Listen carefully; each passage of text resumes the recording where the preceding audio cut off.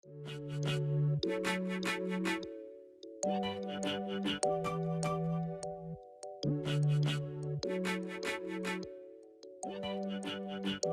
nama saya Kenneth dari 2001. Saya adalah Ketua OSIS tahun ajaran 2019-2020. Dan di video kali ini saya akan nge-share kesan dan pesan saya buat kalian selama saya menjadi Ketua OSIS. Kesan pertama atau kesan yang paling berkesan buat selama saya menjadi Ketua OSIS itu adalah keputusan pertama saya ambil, yaitu mau atau enggaknya menjadi Ketua OSIS.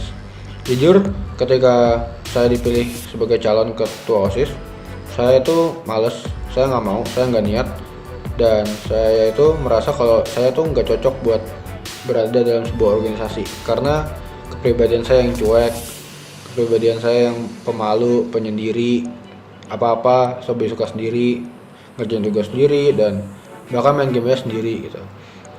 Saya lebih nyaman sendiri gitu. Tapi akhirnya saya memutuskan untuk keluar dari zona nyaman saya dan mau peduli sama orang lain gitu. Makanya saya mulai dari OSIS ini, dan menurut saya juga nanti kalau kita kerja, hal-hal yang dibutuhin itu adalah hal-hal yang kita pelajarin selama menjadi OSIS. Ya, contohnya berkomunikasi, kerja sama tim, kemudian belajar bareng-bareng sama temen. Itu hal-hal yang dasar yang perlu kita bisa upgrade terus selama kita bertumbuh gitu. Makanya saya mengambil keputusan, saya ambil kesempatan ini menjadi Ketua OSIS, dan menurut saya ngambil keputusan yang tepat karena sekarang saya menjadi diri yang lebih baik lagi gitu.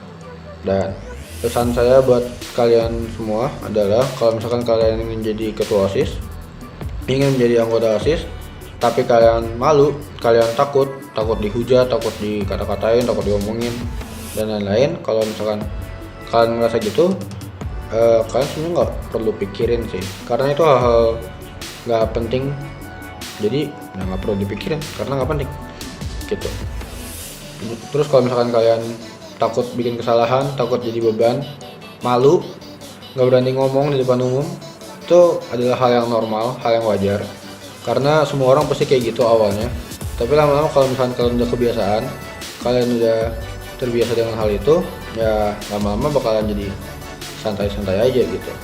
Kayak contoh saya, dulu awal saya paling nggak bisa ngomong depan umum.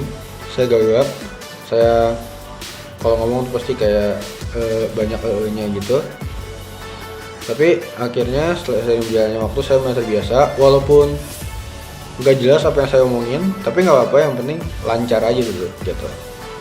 Terus kalau misalkan buat kalian yang emang nggak mau jadi Ketua OSIS, sebenarnya kalian nggak apa-apa. Yang penting kalian belajar aja, dan ingat jangan pernah menyesal dengan keputusan yang kalian ambil gitu. Ya, sekian kesimpulan saya. Terima kasih, Tuhan Yesus memberkati.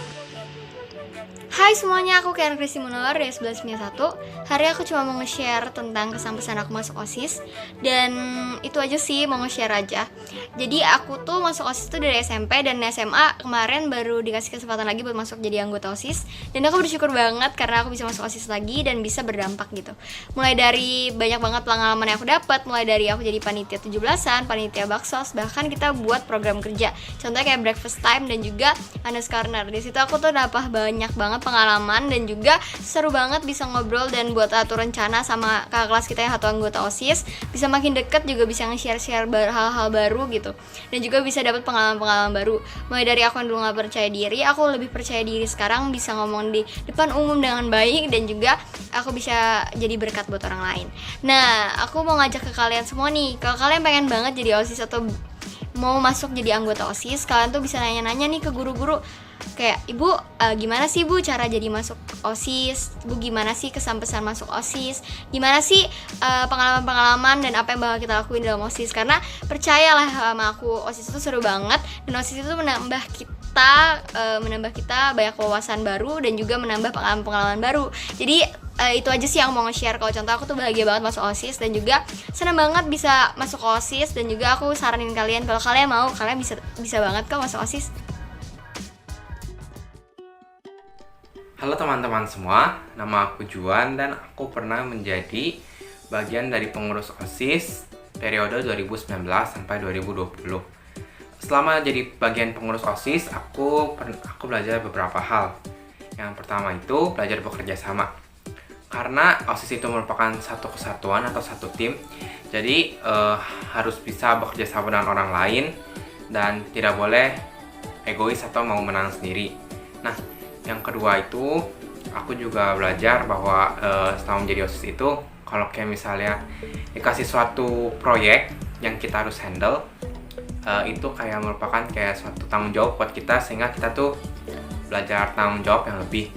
Dan juga pesan aku untuk pengurus OSIS selanjutnya, mungkin belajarlah bekerja sama yang lebih baik lagi dan juga menjadi satu tim yang lebih baik lagi.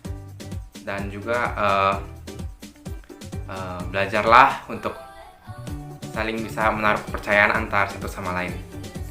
Oh iya, dan juga buat teman-teman yang mau mencalonkan diri menjadi bagian jadi pengurus OSIS, boleh kok kalian mencalonkan diri. Kan kalian juga bisa mengikuti organisasi seperti ini, yang bisa aja juga memberikan pengalaman baru dan juga belajar hal baru lagi dalam mengikuti organisasi ini. Sekian, terima kasih. Halo semua, perkenalkan nama aku Elizabeth Karisa dari kelas 12 MIA 1. Jadi di sini aku mau menceritakan pengalaman aku sebagai pengurus OSIS. Kesan aku sebagai pengurus OSIS adalah sebuah pengalaman menarik di mana aku belajar banyak hal. Yang pertama, tentunya belajar aktif berorganisasi. Di sini kita ngomongin tentang beberapa orang, sebuah organisasi di mana ada orang-orang yang berbeda pikiran dan pendapat, tapi kita belajar untuk bisa bekerja sama dan berbagi ide serta gagasan. Kita juga bisa membangun relasi dengan teman-teman yang berbeda kelas. Ada relasi yang lebih dekat juga dengan guru-guru, para penolong, dan pengurus-pengurus sekolah lainnya. Di sini kita juga bisa belajar tentang menjadi seorang pemimpin. Buat aku, pemimpin itu adalah seseorang yang bisa menjadi teladan dan bisa merangkul orang lain, menyamakan standar, dan mau untuk berjalan bersama-sama dalam keadaan apapun. Pemimpin juga tidak mudah menyerah ketika menghadapi tantangan, tapi mau mengambil tantangan tersebut dan mencari solusi bersama-sama untuk akhirnya bisa naik ke level berikutnya. Nah, aku mau mengajak kalian untuk bisa mengalami hal-hal ini. Jangan lewatin kesempatan yang bisa kamu ambil untuk kamu bisa bertumbuh menjadi pribadi yang lebih baik dan bisa menjadi berkat untuk orang lain. Yuk, daftar jadi pengurus OSIS.